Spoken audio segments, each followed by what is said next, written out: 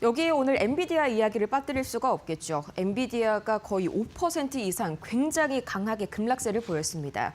한 가지 이슈가 이렇게 강한 급락을 만들기는 힘들겠죠. 오늘 엔비디아의 이유 크게 두 가지로 분류해 볼 수가 있겠는데요.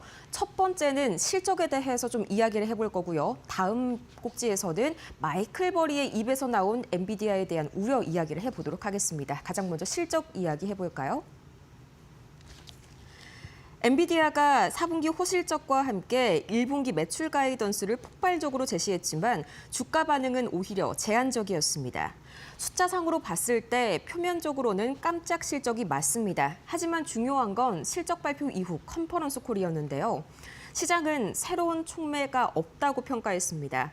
이 매출은 크게 웃돌았지만 중요한 마진, 그러니까 총이익률은 이미 예상된 범위 그 자체였고 연간 전망도 기존 기대를 크게 뛰어넘지는 못했습니다. 즉 추가적인 알파가 보이지는 않는다는 겁니다.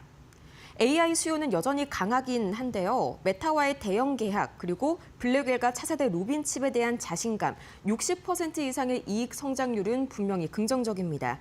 하지만 투자자들은 AI 호황이 얼마나 오래 지속될지에 대해서 더 확실한 증거를 요구해 왔는데 여기에 대한 응답이 시원치 않았다는 평가도 강합니다. 여기에 또 중국 수출 승인에 대한 불확실성, 메모리 칩 부족, 그리고 공급사와 고객 간의 지분 구조에 대한 수요 과대평가 우려까지 얼마 전에 메타와의 계약을 체결을 했었는데 이게 지분을 나눠 갖게 되면서 수요 부풀리기를 하기에 쉬워졌다라는 인식이 나왔는데요. 여기에 대한 우려도 해소하지 못했고요. 결국 오늘 엔비디아 하락의 핵심은 실적 부진이 아니라 이미 충분히 반영된 기대와 장기 성장에 대한 의문입니다. 이런 실망감 속에 오늘 반도체 전반이 동반 하락세를 보였는데요.